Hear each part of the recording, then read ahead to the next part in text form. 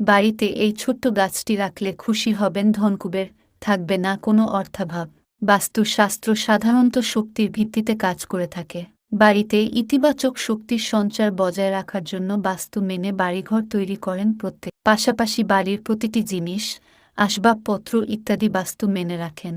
মনে করা হয় বাস্তু নিয়ম মেনে গৃহ নির্মাণ ও সজ্জা করলে ইতিবাচক শক্তির প্রবাহ বজায় থাকে। বাস্তুমতে গাছপালাও বাড়িতে ইতিবাচক শক্তির প্রবাহ বৃদ্ধি করে।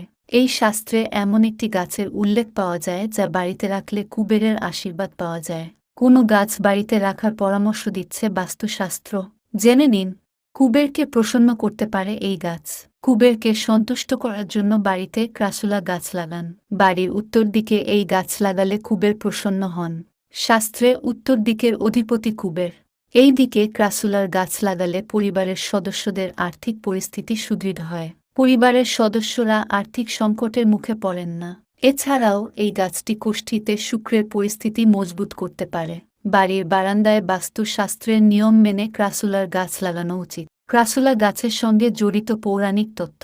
ক্রাসুলাকে কুবের গাছও বলা হয়ে থাকে। প্রচলিত ধারণা অনুযায়ী শিব কুবেরকে এই গাছ উপহারে দিয়েছিলেন, তাই এর নাম কুবের গাছ হয়। ক্রাসুলা গাছ লাগানোর সময় যে কথাগুলি মাথায় রাখবেন: ১. বাস্তু নিয়ম অনুযায়ী আলোযুক্ত স্থানে ক্রাসুলা গাছ লাগানো উচিত।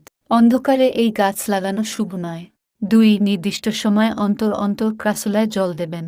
আবার এর পাতায় যাতে ধুলো না জমে সেদিকে লক্ষ্য রাখতে হবে, কারণ এর ফলে বাস্তু দোষ উৎপন্ন হয়। নোংরা ক্রাসুলা গাছ আর্থিক পরিস্থিতিকে প্রভাবিত করে।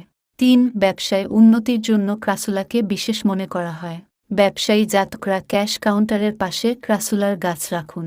মনে করা হয় এর ফলে কুবেরের আশীর্বাদে ব্যবসায় উন্নতি হবে। ৪. বাড়ির বারান্দা বা ছাদেও এই গাছ লাগাতে পারেন। মনে রাখবেন এই গাছ যত সবুজ, সতেজ থাকবে ততই কুবেরের আশীর্বাদ পাবেন।